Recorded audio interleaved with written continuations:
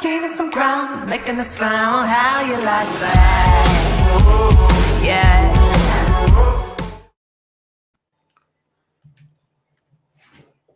And we're live.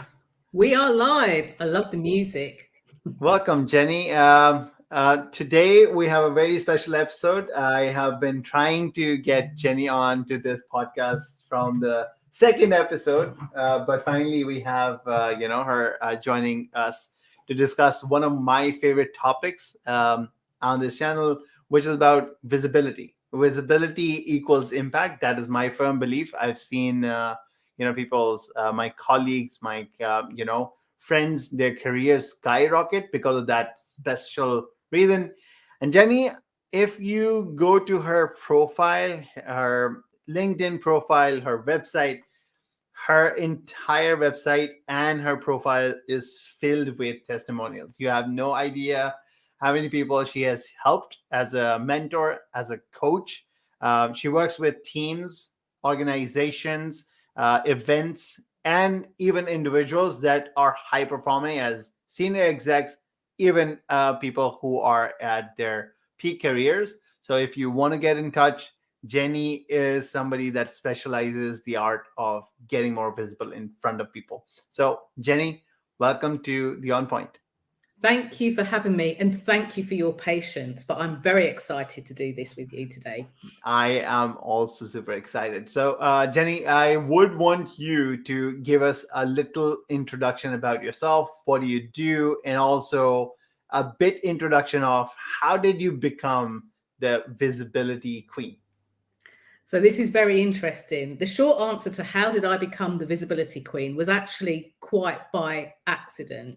However, what I do as a visibility specialist, I work with both business owners and corporates, as you've mentioned, execs and leaders and people like that, to help them to raise their professional profile so that they are seen and taken seriously professionally. They're known in their organizations, known in their industries, and they get to make a real high impact.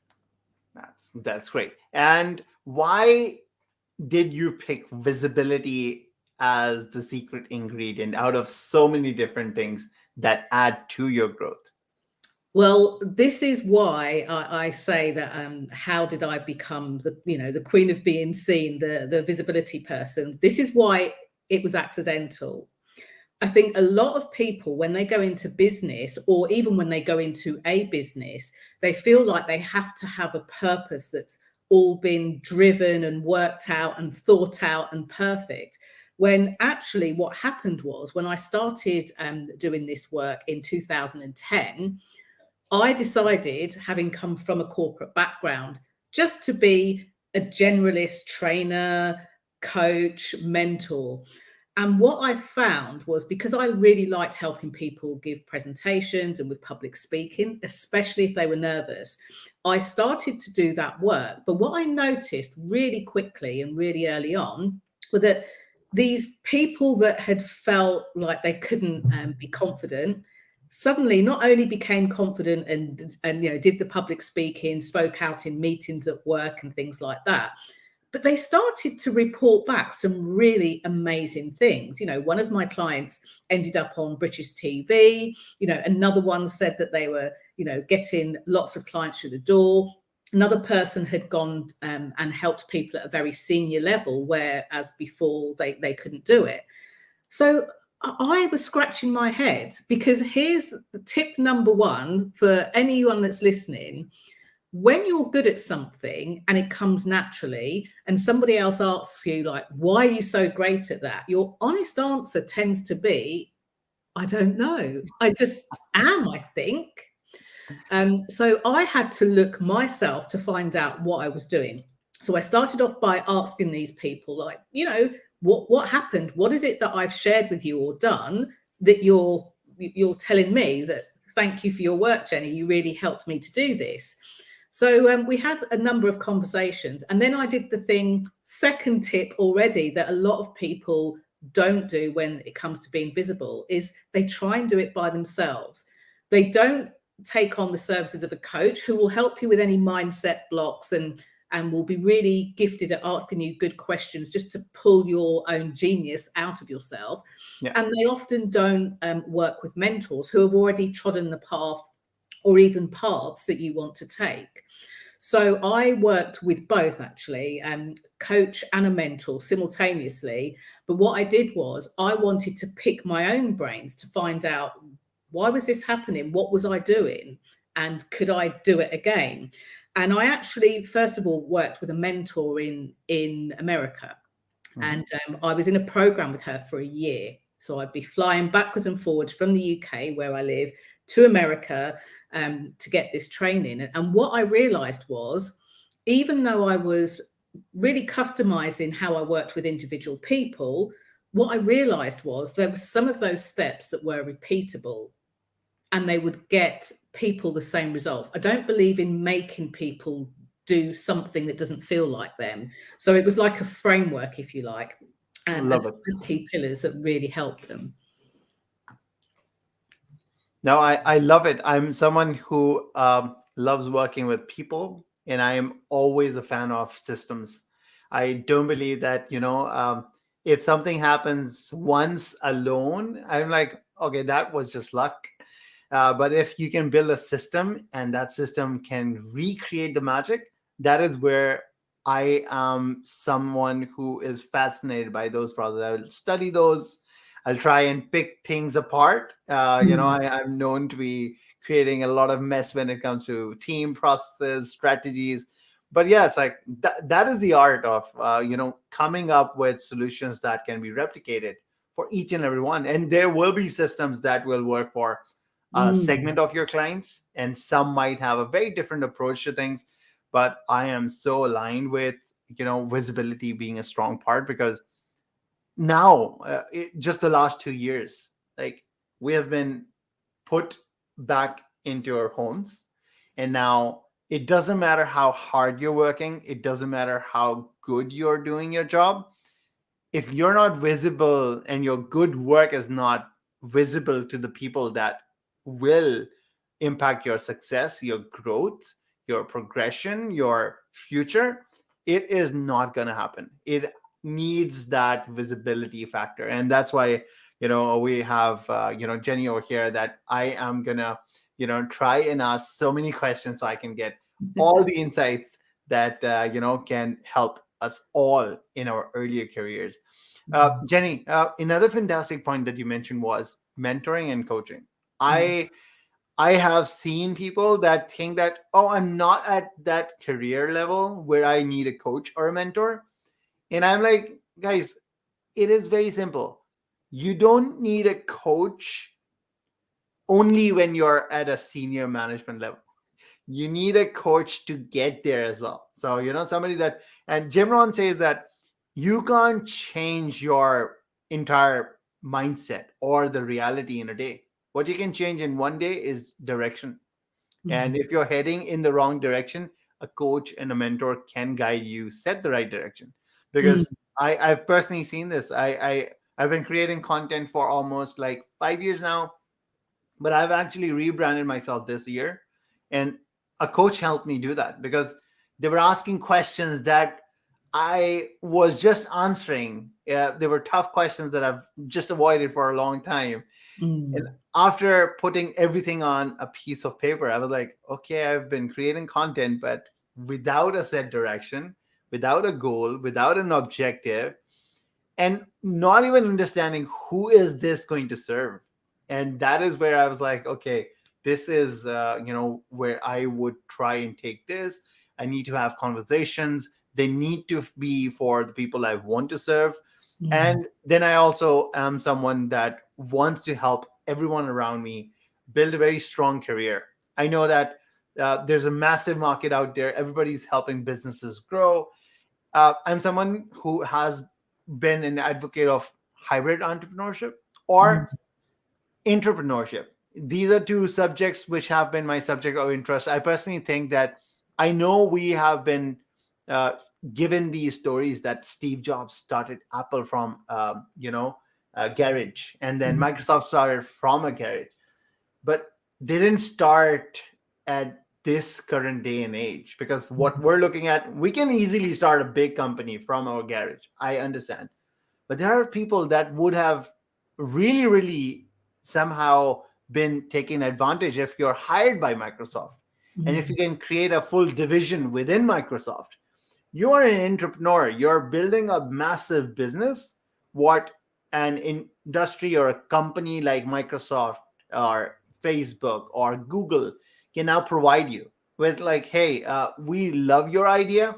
We have a team that will work with you to develop that. And that is the kind of, great, I would say, segment of entrepreneurship that I'm really trying to introduce, like, to the segment that is always talking about, hey, I'm doing good in my career, but I'm not starting my own business. Am I doing something wrong? No, like, I can tell you, like, if you're happy with your careers, if you're progressing and you believe that you're in a really good, happy spot and you're making progress, no, there's nothing wrong if you're, not an entrepreneur and you're not making those $1 million, that everybody keeps bragging about, like, hey, 6-digit figures or something like that.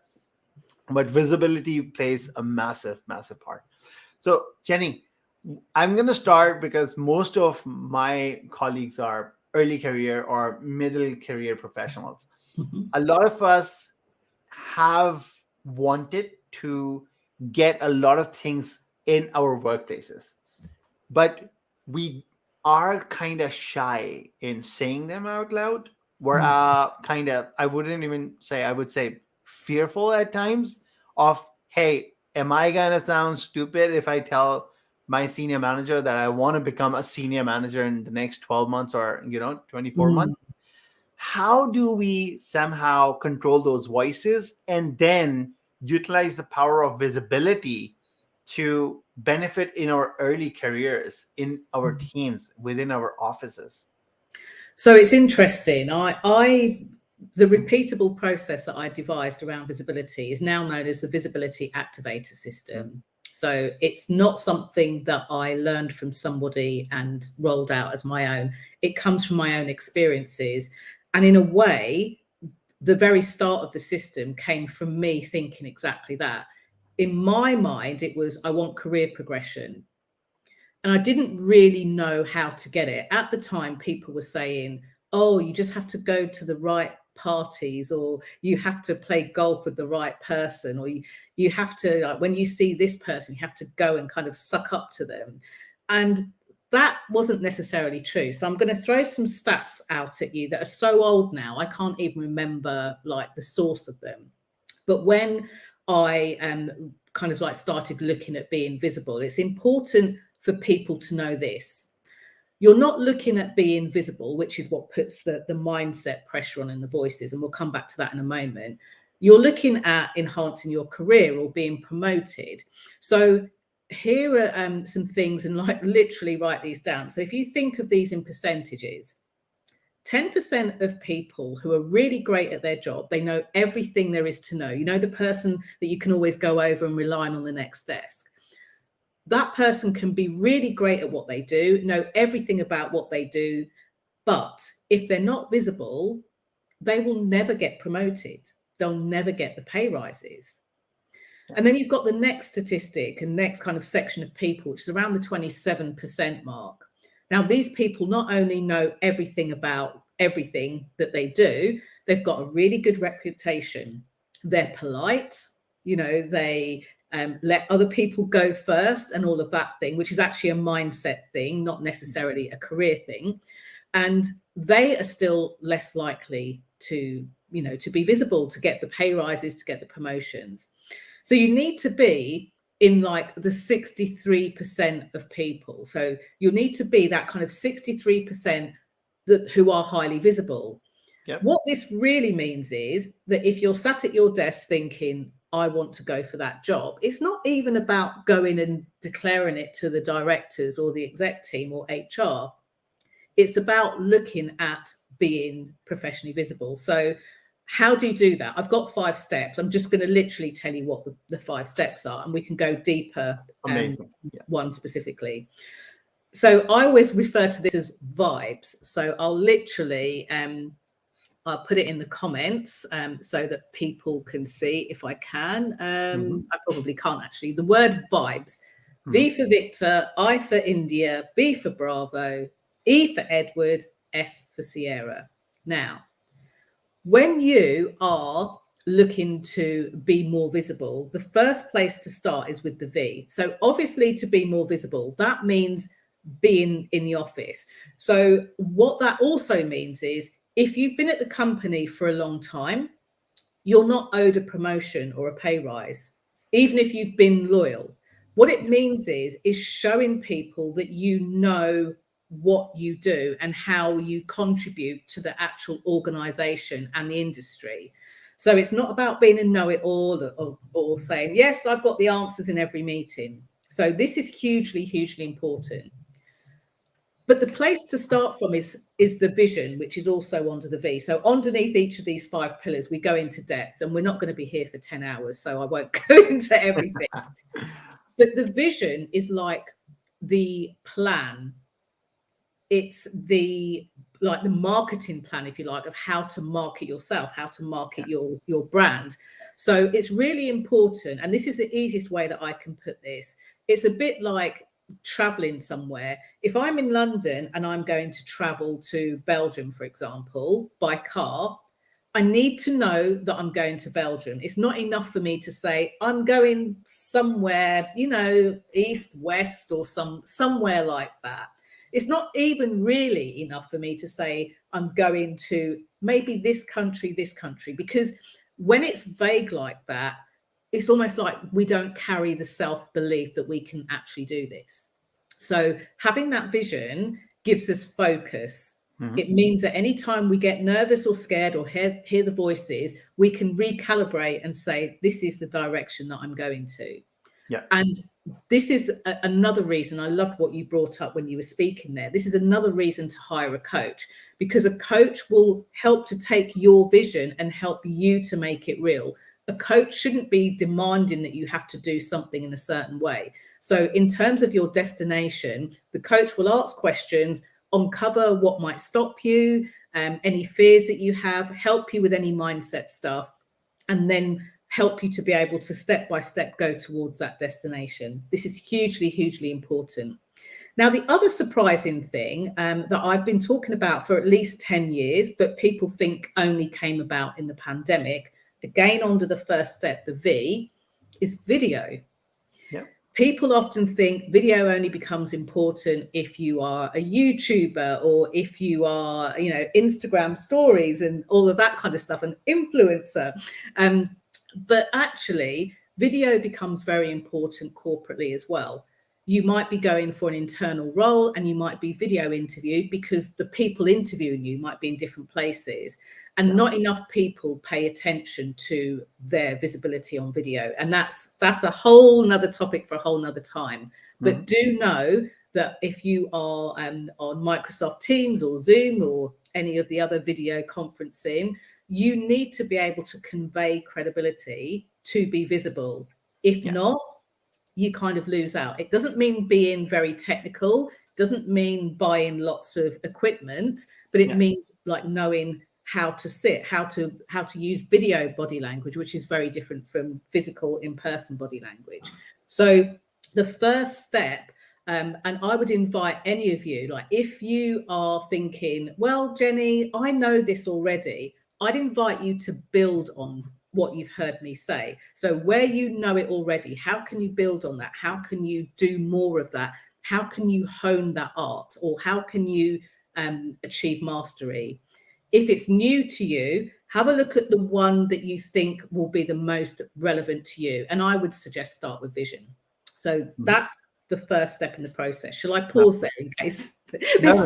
That is brilliant. I would actually want you to continue because I think this vibe system would give a lot of people clarity, but also like step by step on what are the areas they should start looking or exploring. So please continue. Yeah, so exactly that. If you're starting to have these thoughts, this conversation that you want career progression, start with the vision. And, even if you think, oh, well, I'm too new in the piece to get a coach or something like that, There are lots of really great coaches out there, including this lovely gentleman that I'm sat with. I'm sure will be able to point you in the right direction as well. But don't do that alone, because you waste time. And as you were saying, you can go into the, the wrong direction. So second step is it's all about impact.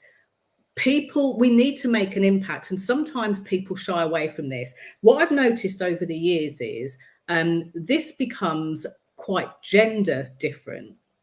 Yeah. So of the people I've worked with, men or people who identify as men will have different impact issues. People who identify as women will have a different set of impact issues. Would we categorize these as gender issues, or would we also say these can also boil down to belief based? Yeah, they can boil down to many things. But what's interesting is in the workplaces, and even though I started the business in 2010, believe it or not, I've been in the workforce for like over 30 years, starting from very young. So I've watched this. Yeah. You're seeing the evolution of different industrial and this and now data. So amazing. You have seen two different evolutions of the business industry. So that's amazing. Exactly that. And things have changed. And what I mean by the gender piece, what I mean by that is it became almost more normalized for women to be in business. Mm-hmm. If you think about this, in the UK, a woman wasn't really deemed responsible enough to be on a mortgage until 1982. Oh, wow. No, exactly, right? Yeah, it actually, wow, it sounds unreal. It should be 1882, right? Yeah, it definitely, because it doesn't, because I would say we have been making slow progress in some areas. And I'm glad that the industry is trying to catch up now. Yes. The catch-up game is definitely on. But I would say that looking at these facts, some of these are horrible. They're mind-blowing. Because how they put it up, it's amazing. Because I was looking at the diversity research last year, where the research report mentioned like, hey, so the top execs around I would say the US market, the 500 Fortune, actually has doubled the amount of diverse culture CEOs that companies have. But they mentioned doubled. They didn't mention that it went from 1.5% to 3% only. So, yes. They were, but they're still, I would say pacing up and catching up in an organization. And that is where I actually put this. I was like, guys, it is also a responsibility on us. Like, if you're someone who is representing your community, if you're someone that is talking about a niche subject that needs to be talked about more, you might be bringing visibility to a topic that needs to be talked about. Yes. You need to be, bringing awareness on subjects that are not just what you're interested in, something that you believe in, something that you want to move or shake the industry for. So you create the space for not just yourself, for the entire community. That has changed, because I think the last 1 decade, me being in training and doing my MBA and learning all the things that I could, the industry has been charting different, I would say, understandings about millennials. The last 1 decade has been millennials have been doing this. Like, no. It's like we might have had some very bad practices that the millennials are saying it's not okay for us to go ahead and also accept those. And the industries have now started to realize that, okay, we can't get away with, hey, they want this or they should stop asking for this. We need to redefine the office spaces. We need to redefine the workspaces. We need to define work completely. And I think the pandemic has also put us all in a mind shift and re-strategizing stage, where everybody's now thinking, what does work mean for people? And are they willing to give the opportunity cost of the lifestyle that they want? And would they be willing to swap that much for the work that we're offering. So companies are redefining that. So Yeah. brilliant. And it also means that because they're redefining it, things are fluid and are moving. It redefines how we make an impact. How do you make an impact when you work for a company, you want career progression, you're in the office a couple of days a week and you're working from home other days a week? Or if you had gone from 100% working in an office to 100% working from home, how do you keep that visibility raised? Yeah. So it's around the impact that you make and or the impression that you leave. Yeah. And some people feel more comfortable with that. It is very important, and it's important to be able to do that. And if we were running some sort of workshop or something like that, I'd be talking about non-verbal impact, and how to do that at work, when to do it. I'd be talking about color psychology and how that plays a part in that. I'd be talking about language, not just the language we use externally, but the language we use to ourselves that brings that, those voices. And anybody that says, but I don't have that, imagine you've got a plate of cakes in front of you. There's 20 cakes on it, and you start plowing your way through them. You get to the third one.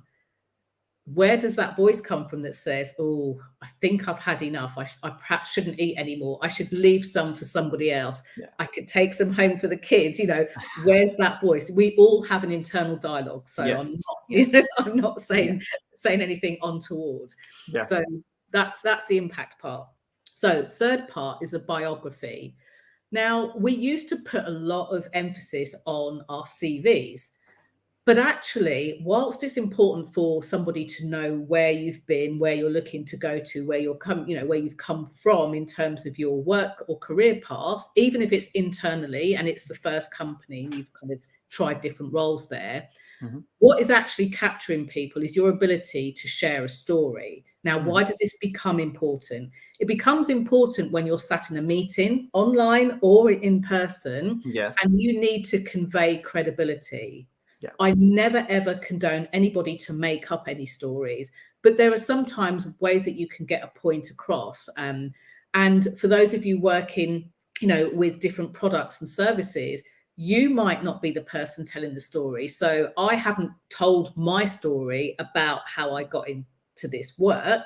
However, I told the story about the system, how it came to pass. This is really important because it gives context, it adds that credibility and impact. So I think people do need to get better at telling those stories. And I have to say, hats off to the millennials, because of their ages and how they've grown through stuff, they're actually a lot better at it than some of the generation X, Y, Z. Adaptability is a big one for them. Like just look at how they have adapted to the work from home. Like a lot of people in their early careers, I don't know, I would have struggled, to be honest, like working on a new role, being alone, finding your own voice, finding and building that community, that collaboration. I think they definitely deserve a credit. And for me, the part where I believe the younger generation that is coming to the industry, the way they voiced out things which are wrong, which a lot of us in the senior management did not when we were like early, because we didn't want to damage our careers, because I know ethics and morals are there, but why would I risk my own really good job at that current situation? I think the current generation is fearless. And something that I recently got coached on was having fierce conversations.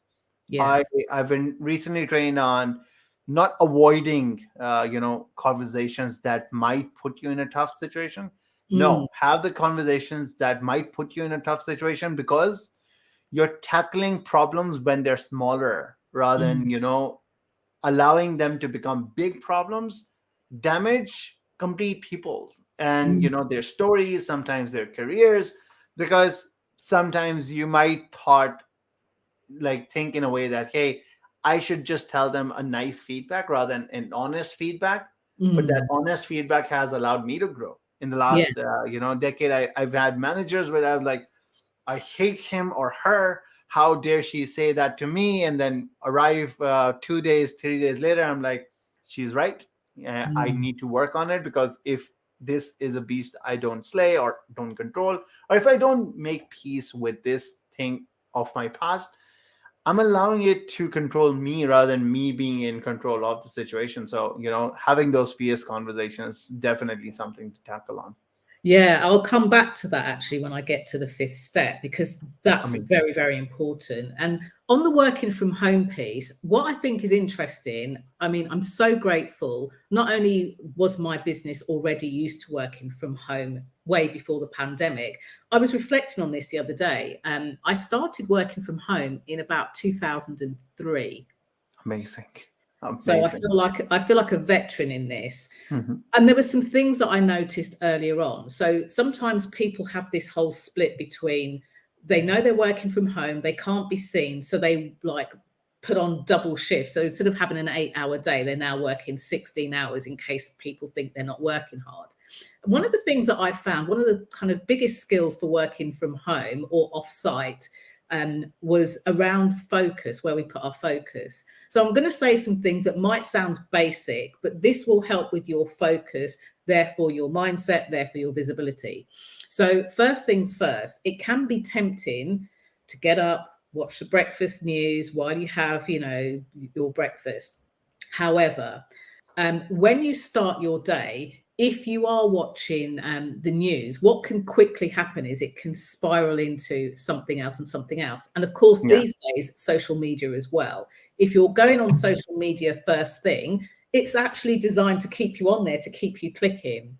And what this does is it means that when you start work, you have to kind of switch tasks, either TV watching, radio listening, or social media into work mode. And, there are some studies that have shown that it takes us a few moments to really get into it, and anything between about 6 to 18 minutes to get into a new task. Things like household chores, putting the washing in the washing machine and things like that. Yes, it might only take a moment to do it, but if you break that focus, you have to keep switching. So if anyone does struggle with that, start off by setting up your day in your way. Like, be unapologetically selfish and selfless and get into your day, because how you start your day will reflect on how that day goes. And if you start it strong, it stays strong. If you start it by kind of letting your mind be infiltrated by all the messages that are flying out around there, it makes you feel a bit less steady in the work. So that actually affects mindset more than people realize. Amazing. No, that's a very solid point. I completely agree with this, because having that charted down in a way that, like you've mentioned, would allow you more visibility. A lot of us don't even realize. And back to the point that a lot of people try and take the basics as obsolete, which is completely not the case, because a lot of my questions in one-to-ones with my colleagues will be like, hey, I think multitasking is affecting my focus. And I'm like, no, it's not just affecting your focus. We're all now surrounded by many devices, many focus hindrances across the home. And what I personally do is, like, I walk proudly into any office's teams workshops with my mini diary. I'm like, guys, this will have 20 things for the day, where I would put a star in front of 5 most important things that need to get done today. And everything else will get prioritized, deprioritized, delegated, whatever. And I don't care what others think. I know that when I put this in front of me, I need to get these 5 things done. These will be my, cornerstones. And I'm like, yeah, you can call me old school. My diary keeps me and my focus in check all the time. Yeah, and you get more done, as you would have experienced. Definitely. Yeah. So the fourth step kind of alludes to this. E is about our energy. And this became important because I watched people get burnt out. And the worst thing about professional burnout is that people that are on the path to burnout don't even notice it's coming. They think, oh, well, I've just got a lot on at the moment, or it's really busy at work, or it's a bit stressful. They don't actually realize they're on the path to burnout. And, you might say, well, Jenny, it's okay for you. You're self-employed. If you want to stop, you can stop.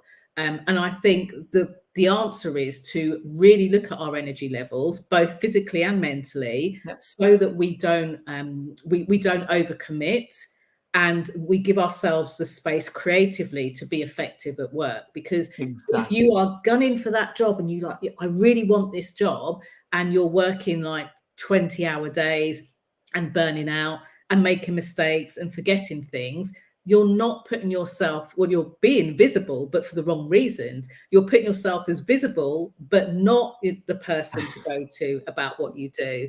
And that's really sad. So many people. Adjusted. So many people. And this one's also connected with, with the part where you mentioned like impact, the amount of impact you create, and also energy.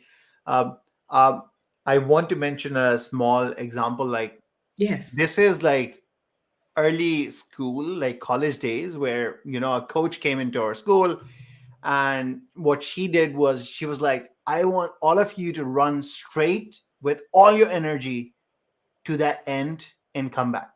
And we all ran, and I was like, in the first 50 that came back, it was 200 of us, and what she did was like, go back and come back again. And then we all rushed and we came back, and then she said the third time, do it again. And we're like, whoa, we're already exhausted. And she was like, it's about consistency. And that story has been in my head because that was such a powerful example for me. I was like, yeah. And now I keep telling, I've got folks that are highly energetic. They'll start a job, a new role, super excited, and they'll always raise their hand. They're not realizing that you can't sign up for everything. You can't create impact in all areas at once. My example, like, I started this podcast and I was like, my goal to end this, with 50 episodes this year. And then I was like, it's like, I think I've really put a very aggressive toll on this, like where I'm doing 2 or 3 episodes per week, but I'm actually putting myself and my energy in, I would say, not in focus. And that might come back to hurt me. That might come back. So I'm like, okay, now I'm going to slow things down. If I need to take a break, even if it is for 2 weeks, 4 weeks, it doesn't matter. I'm doing what I really believe in. I'm doing it within my own pace. And I know that I'm doing it with the best quality that I can produce, being sincere about it. But I believe that it also has a big component of consistency when it comes to the energy part, isn't it? Yeah, absolutely. Very well demonstrated. In 2019, I submitted a ballot entry to run the London Marathon. What you have to understand is I'm not a runner. And people often say, oh, that's a very negative thing to say. No, really, I ran at school many decades ago, but not now. But I was so inspired by watching people run the London Marathon. I thought, I'm going to put in for the ballot. I probably won't get it anyway. And guess what? 2020 came and I got it. And then the pandemic came. And thankfully for me, they pushed it back to October. So what was interesting was my marathon journey. I had to literally learn how to run 5K and then 10K. And then I had to try and figure out, how do I fuel my body, and all of these things. And everyone said to me, don't worry, Jenny, the crowds will cheer you on. Well, of course, because of the pandemic, there were no crowds. Yes. I didn't run in a running club. I didn't run with other people. But what I did do very early on was worked with a coach who was a running coach for people that weren't runners.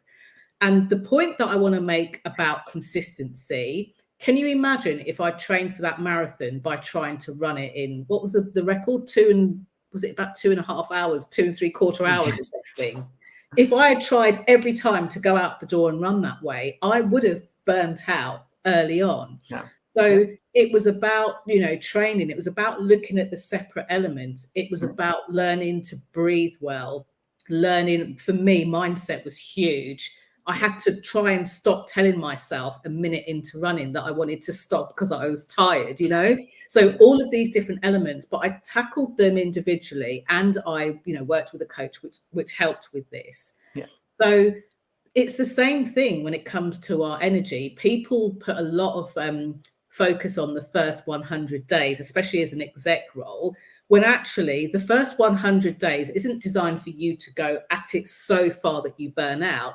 It's designed for you to really learn about the role or the company, if it's a new company, the business, the people, the stakeholders. It's a chance for you to really learn that and really take that on and continue it through and beyond. So I did run and complete the marathon on my own in October 2020. And then I said to myself, I'd like to run it on the course. So I was actually able to do the virtual version of it where I ran it and defer my place to this October where I will run it on the. Amazing. No, that is fantastic. That is fantastic. I would love to explore more on, is there a certain, have you posted a video about it, as you mentioned about video? Have you posted a video about this entire experience? Because I would love to uncover more. You mentioned different stages. Because I love the idea of building blocks. It's funny because at the time, it was just enough for me to get out of the door and stay and do the running. So through the journey, I did post some videos, but not in such a cohesive way. And I think now, having recovered from COVID, I will pick up the training and I'll take the lessons. I actually did do some videos when I was running the marathon, which I can't even remember where they went to. I think maybe my Facebook business page and things like that.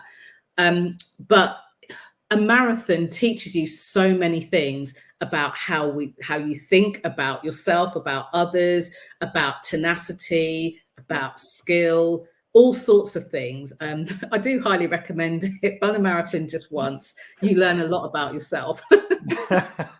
No, I completely understand, because to be honest, I think I am also not a runner. And that might be a very scary thought to even think of.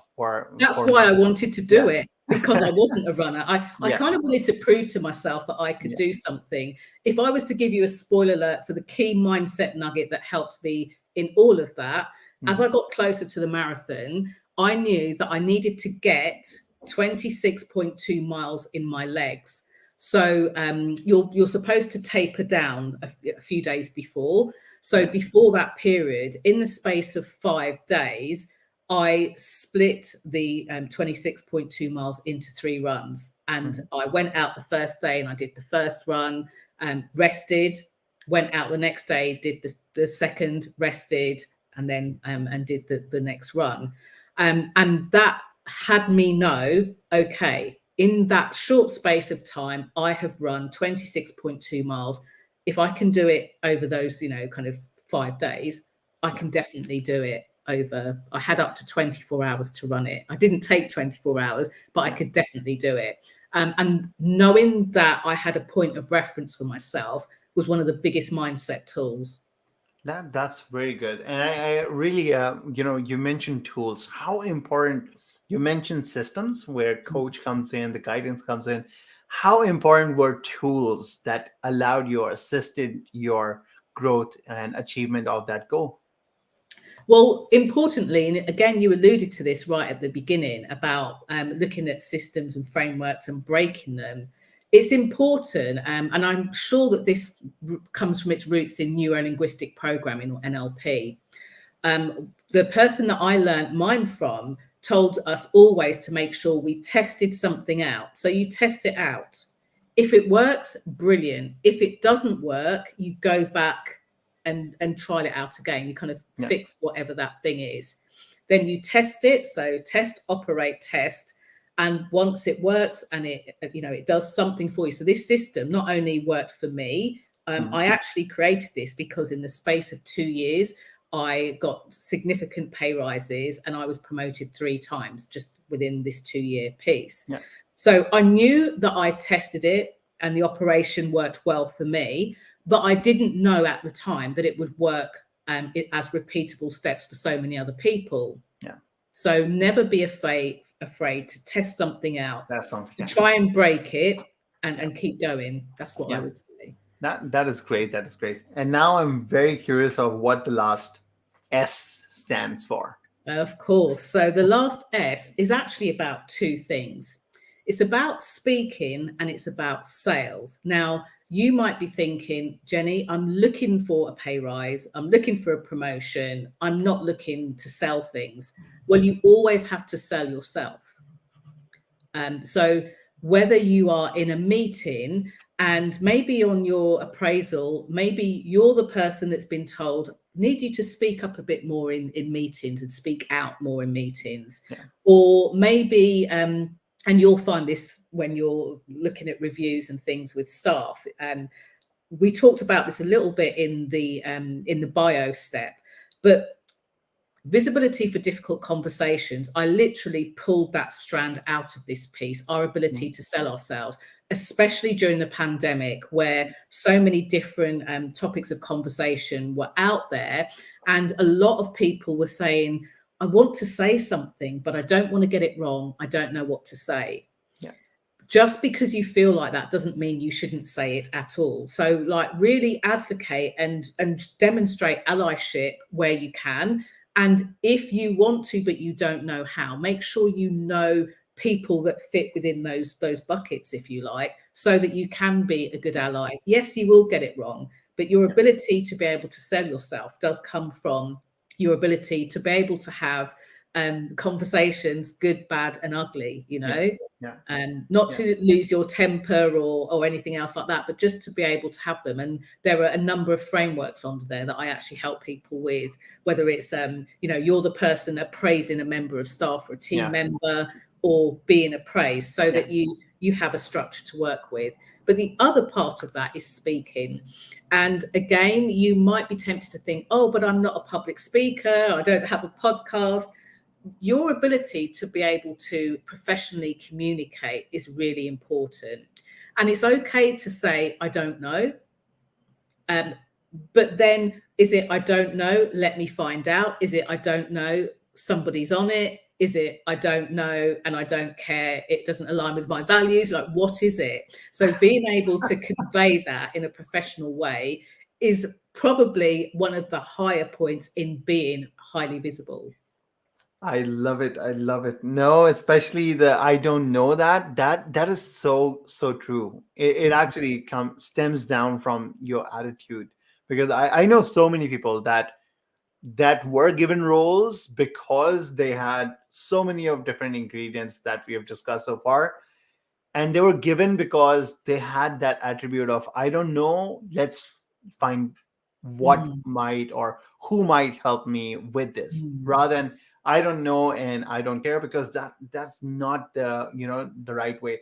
And that speaking, sales, they all have so many different components. Like, just one component that I've personally focused on in the last half a decade was negotiation, and it has gotten me such better deals, where it be within the organization, when going for a new role, just leveraging the art of let me ask and, you know, see what happens.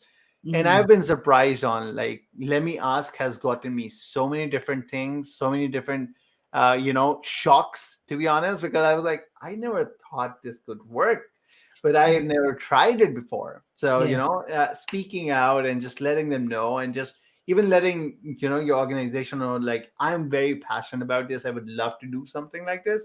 And not being you know, I also think that I want to thank the organizations in this regard that have given me that very safe environment that allowed me to speak out currently as well. And that's what I try and foster. Like, anything that was given to me where I, you know, flourished, I try and pass that back, and everything in that environment.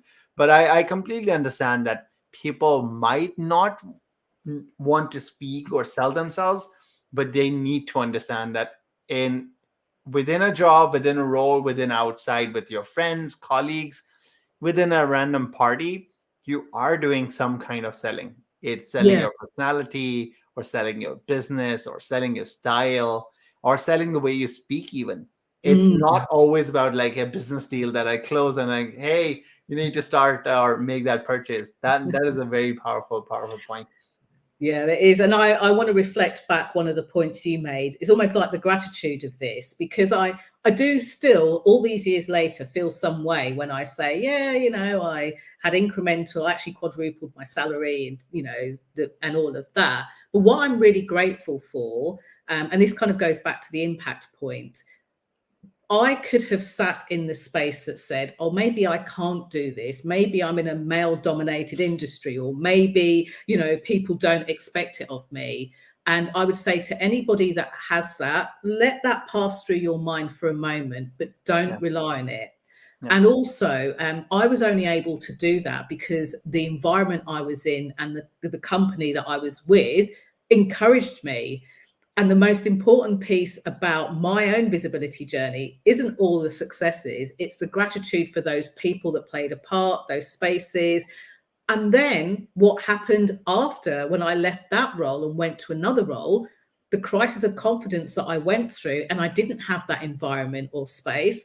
It was like back to basics, like everybody else. How do I navigate this? Maybe I can't. Maybe I'm not good enough. Maybe people will say something. Maybe they will think about it. So it's always about like really surrounding yourself with those people, and also taking a moment to be grateful. And if you journal, definitely write those down. If you don't journal, make a note of them somewhere. Make a note of all of those moments, because when we want something and we're ambitious and driven, we go for it. And the minute we get it, we're like, right, what's next? You know, so take a moment to really acknowledge yourselves and the parts that you played in that. No, that is super powerful. And I'm really glad that you know, we actually focus, because I think you've answered almost all the questions that I have. And I just wanted to, you know, say that these are all skills that people can learn. These are, we didn't discuss something which is rocket science. These are things that I myself have learned, you know, Jenny has learned through the people that have been there for us. And I'm always like someone that mentions that I'm not a self-made man. No, I'm an amalgamation of all the great people that I've come across, that I've taken the, you know, learnings from. And you know, when I talk about career succession, or even anything, I would say in success stories that people discuss, I say the biggest learning you can take is you don't have to know the right answers. You need to know the right questions to ask to get other people give you the right answers. And if you learn that art alone, within the part of, as we mentioned, negotiation, like asking questions is also a part of speaking. Reach out to the people around you. You have no idea. Like for me, as I mentioned, like I was telling Jenny before we started this, like till February, I was scared of I'm not going to create content in English because my English is not that good. And I was like, since February until now, I personally seen that I was like, it was just me saying these things to myself and not starting. And I've seen like, yeah, it just, after a month, I've seen a massive change where I'm like, yeah, I've just been scaring myself too much over here. But the, you know, feedback has been tremendous. Jenny, thank you very much for sharing all these insights. Amazing, amazing stuff. For people that want to get in touch with you, I've mentioned your LinkedIn profile and also your, you know, Instagram handle. But in the comment section for all our Facebook Live, our LinkedIn Live, and also our YouTube Live, I'm going to put in your website link so people can get in touch with your programs. Jenny runs tremendous amounts of programs which are tailored for your need. And I want all of you to go and visit her profile. I personally, you know, discovered Jenny when I was looking at, you know, leadership lessons and also the power of communication in the leadership journey. And I actually discovered her YouTube channel. And through that, I actually got a few really inspirational messages. And that's why I was like, I decided like, it's better to reach out and get a no, or, you know, just with consistent effort, we were able to get Jenny over here. Jenny, when it comes to visibility, we're talking about career related. What would your one final message be to the audience of this podcast that you want to leave them with? I think we put a lot of emphasis on credibility, which is important. The vulnerability part of it is really important too. So it's hard to pick the one thing, but I would say be open to feedback. Make sure that that feedback comes from a great place, because sometimes people that don't understand your vision, your goal, don't always understand, why you want to do it. So they will sometimes try and protect you. So be very kind of like savvy, be very smart, and go to the people that understand the problem that you have. That is a great point. And for all the people that joined, Zubair, Saadi, we're talking about Zimmel, who have left comments. Thank you guys for participating. For Were there everyone any that's gonna questions? rewatch this, yeah, we had a couple of folks that joined, but mainly it wasn't questions. It was like saying hello, you guys are doing a great job, have a great evening. And then again, Zemal was have a good evening. So I was like, thank you for joining us. Something that I want to leave us all with is like, I use the analogy of store with no counter. Imagine you being a store and there's no counter, and you start complaining like nobody's coming in to buy stuff from you. Visibility for me has the same analogy. Like, guys, in this current day and age, I'm not saying build a brand. I'm saying start taking visibility as a part of your job, as a part of your daily routine, as a part of your lifestyle. Because if you're not sharing who you are, and I'm not saying become an extrovert, I'm telling you, we live in a world where introverts are leading the top organizations of the world. Satya Nadella, like Microsoft, is an introvert. We're talking about Sundar Pichai, Google, an introvert. Elon Musk, Tesla, an introvert. I'm not saying become an extrovert. I'm saying be your own self. Share your stories, but don't be a store with no reception or entrance or gateway or a counter where people are not even able to come and connect with you. And there is a really really influencer called forgot her name. um, I'm just gonna go and quote her Not and then Jasmine Star. uh, yeah, She's so cool as well, but yeah. She mentioned that you're not looking to impress everyone or to connect with everyone. You're looking to connect with people that are looking to connect with you. And if you are going out in search of finding your community is there and they're looking for you. You just need to start making those efforts. And yeah, it's like with that, thank you very much, Jenny, for your time. It was fabulous, getting connected with you. I'll stay in touch. I'll also try and, keep an eye on your programs. And if I ever come to London and if there's a program happening, I'll definitely be a part of them. Have a please great do. evening. And thanks for your uh, for all the folks that have joined us, thank you very much for being a part of this podcast. This is the end, and I'll see you in the next one.